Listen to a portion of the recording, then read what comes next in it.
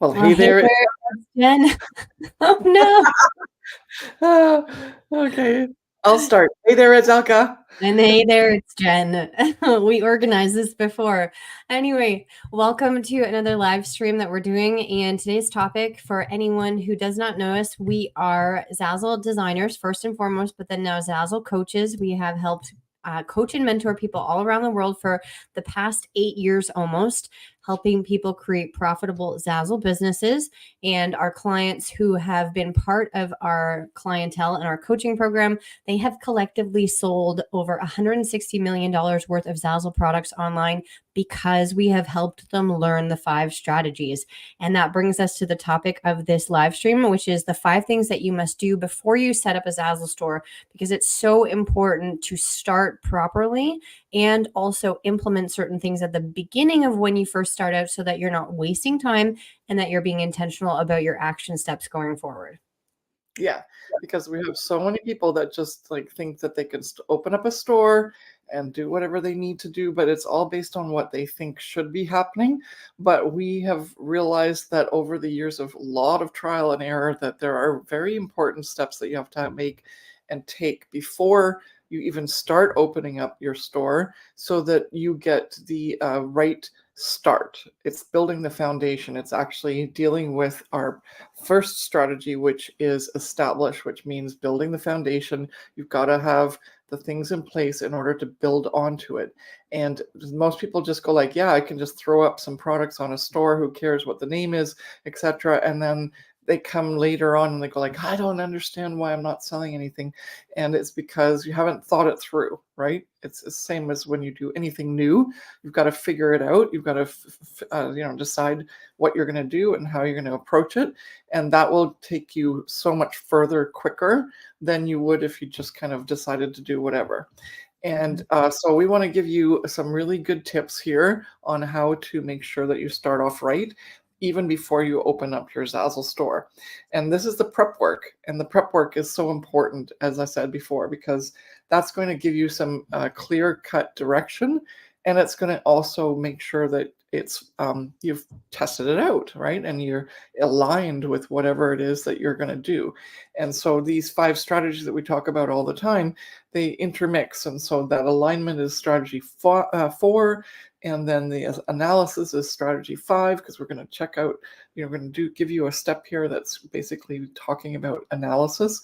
And then you're going to do basically every strategy except for number 2 to get you to start properly. And that is so important because you can't start on something when it's not planned out.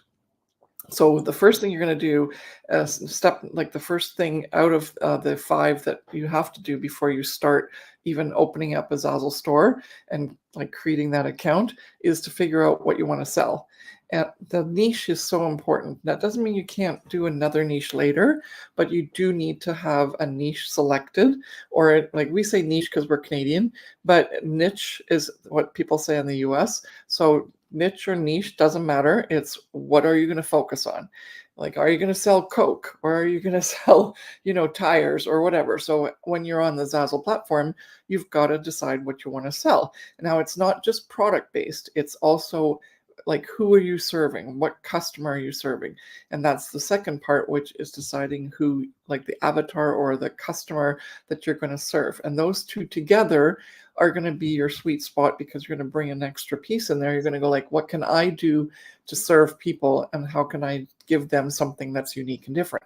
And so because of that, you deciding like where do you fit in? Like, do you like sports? Do you like, do you have a baby? Do you like, and so all about what moms would need? Or are you a parent of kids that are like in their teens, and that whatever they need for their teenage years? Or are you a parent that's looking after grandparents, and you're in that time frame when you have to handle doing the 50th wedding anniversary, or the 90th birthday party? All of those things are very important as to where you want to serve that customer. And so by deciding that, even though you can always expand and go beyond that, you want to just pick something first. So a lot of our clients pick things like, let's do occasions because I want to do baby showers, right? Like that's very niche down, but it's still actually not niche down enough that you're gonna out need like be so micro niche that you're not going to sell anything. And it's a really common niche and it's very popular, and you can make a lot of money with a lot of different designs there. And in fact, we have clients that make $2,000 to $3,000 a month just by doing the baby shower niche, which is cool, right? Now they're very good at it because they also have a baby. They know what they want. They're a mom themselves, and they understand the whole area of the baby shower, like what moms want, what the sayings are, etc. And that brings us to our it's actually number 5, but it's are your research, right? So you're bringing that research in along with the choice of the niche and the choice of the customer that you're going to serve. And it would be very helpful if you were also kind of that customer. Now, don't underestimate that if you're not buying online, don't think that others don't buy online. But if you know your market because you're part of that market, then you have better insight than if you don't. But if you are not going to sell in a market that you're very well acquainted with, then just do more research and figure out, well, what's currently selling, on all the other platforms that are online platforms that you're interested in selling in. And so you're going to do that research, which is number 5. And then once you've figured that out, you've made those choices of the first niche and who you're going to serve, and you've validated it because you're doing that research, then you can say, okay, now it's time to pick my store name, because that's the essential part right now, is that your store name should really reflect what you want to do, your first niche or niche, but also what you want to do in the future. So if you go like, okay, well, I want to do occasions now, but I want to expand into everything. I want to do business, I want to do sports, whatever. Then what you would do is you would pick a store name that was very general, so that you don't get tied into like Baby Nook or something, right? Whereas everything's about babies. You don't want a store name like that if you're planning on branching out. But if you're planning on doing only baby stuff, then Baby Nook's kind of a cool name, right? And also, again, you're going to go to step 5 and you're going to research it and make sure that no one else is using that name. And you can easily do that by going to the US trademark site, which you just have to Google TESS into the Google search bar. And then if you want to, you can add government trademark. Then it'll come up with the site where you stick in your words, Baby Nook. And then if nothing comes up that's trademarked with that name, then you get to use it and you get to add it as your Zazzle store on your account, which is really fun.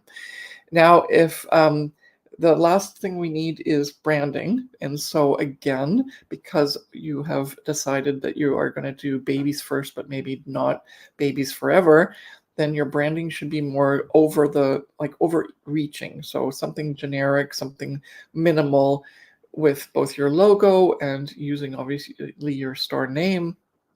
And by doing that sort of branding that allows you to branch off into all these other niches or niches, you are going to be able to just do this once and look professional right from the beginning. And that's what customers are looking for. If you have one product in your store or 1,000, if you don't have your branding and your store name aligned so that you look professional as a seller, then you're not going to sell anything, because they're probably going to look at your store and go like, I don't know if I can trust this person, and they won't buy from you. And so one of the easiest ways to get more sales is actually to look professional in your store, which is so important, right?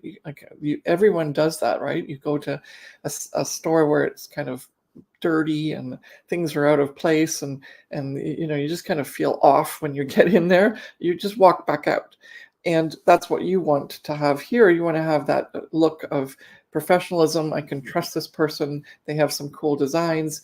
I want to be I want to like this store. I want to be able to come back to the store and shop at it a couple more times. And because you do these 5 things beforehand, and you start to target a customer, look professional, and act the part of being, yes, I'm serving that customer, then all of a sudden you get those sales even without trying to make fancy promotional deals or ads or anything like that, because you're already dealing with the emotional side of a customer's buying experience, because you're serving them and you're making them feel comfortable about being in your store and looking around. So those 5 things have to happen before you open your store. Otherwise, you're going to fail right from the beginning. And we teach this to our clients in the Profit by Design Academy, which is our signature coaching program. But we also talk about it live for free like this, because there's obviously way more to learn. And if you want that step-by-step hand holding when you're going to go through that process, we help vet those stores. Like, so we have this really great Boost Bootcamp that when you sign up for the Profit by Design Academy, the first 2 weeks, you're going to get this hand holding where we look and see, well, what is your store name? What is your niche? What, like, how much research did you do? And we align it also with whatever's currently selling on Zazzle and tell you, like, hey, this is awesome, keep going. Or, hey, maybe consider something else because you're too micro niched, or this is definitely not going to sell on Zazzle. You've got to go into a different platform.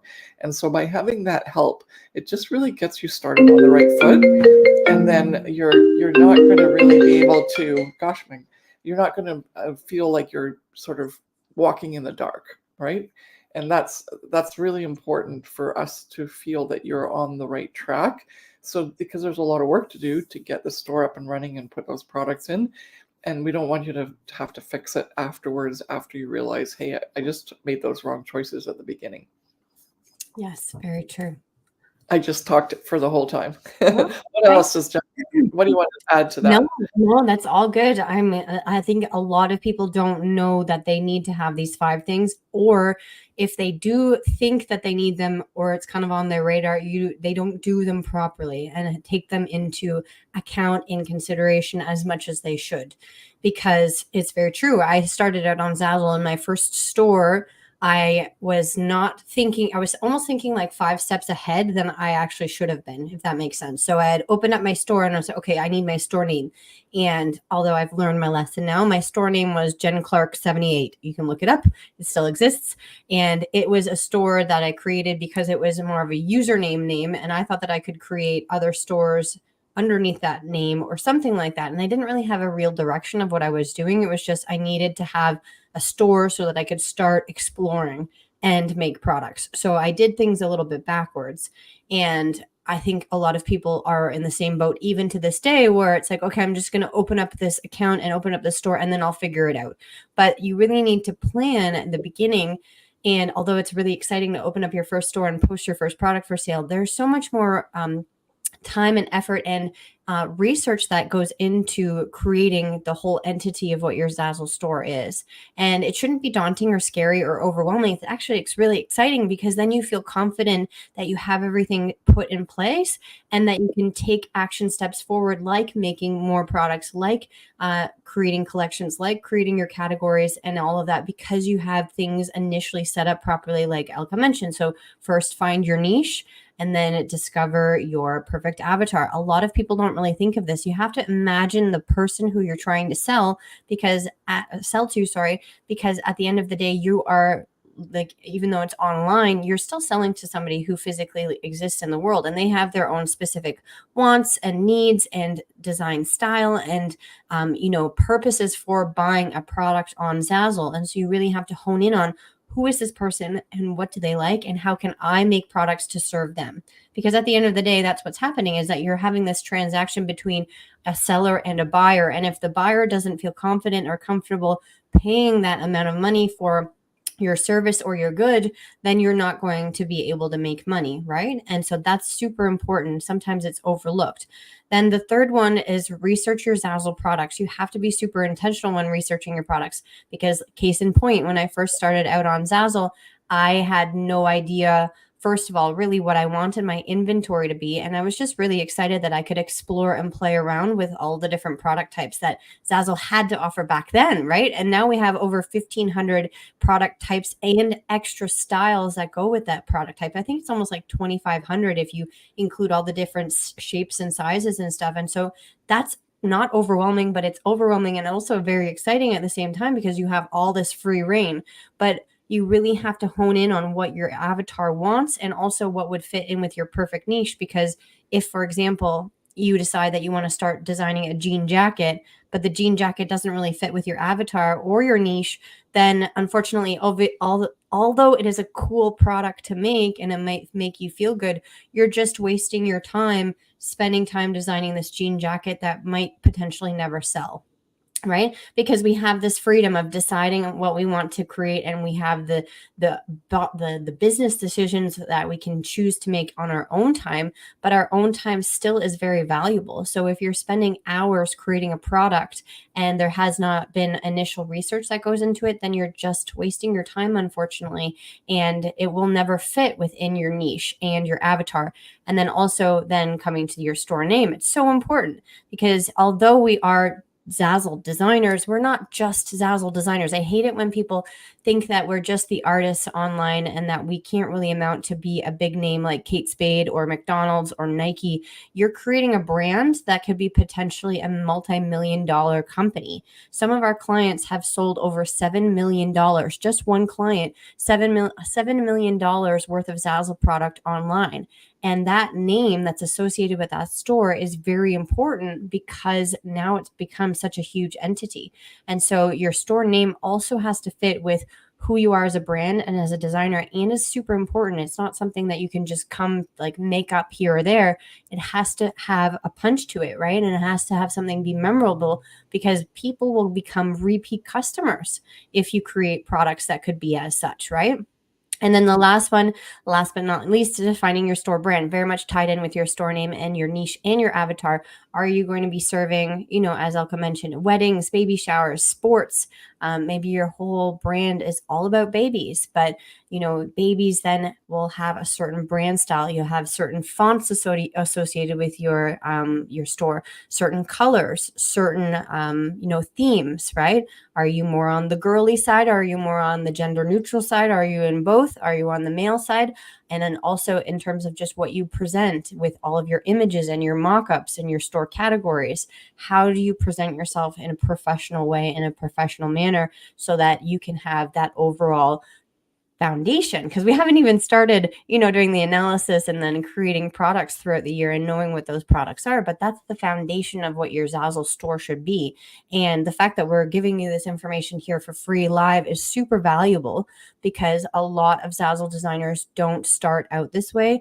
They start out backwards, like myself and like Elka did way back when, where it was like, okay, we don't know what to do, so let's just do everything, right? And that's actually not the plan that you should follow, because it ends up being a lot of work to clean up, and there's no structure to it, and there's no, laser focused idea on where you want to go. So that's what I want to say. Yeah, and because of that, we can lead in right into our free masterclass that we're holding. And we were holding it this week and next week at various different times. The link will be in the description below, and you can sign up for free. And we're going to talk about the 5 strategies in total and give you some more actionable steps to take. Obviously, these are already actionable steps, but they're only for strategy number 1.